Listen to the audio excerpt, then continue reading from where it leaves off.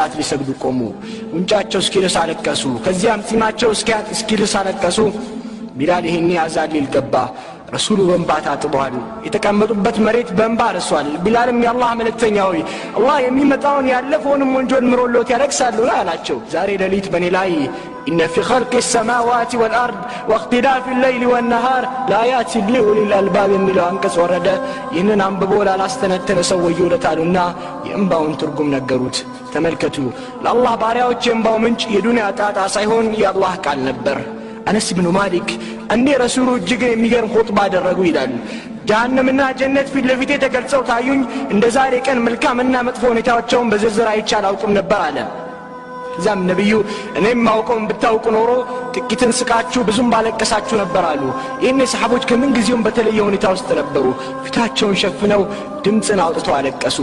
አው ሰሃቦች እንደ ከዋክብት ናቸው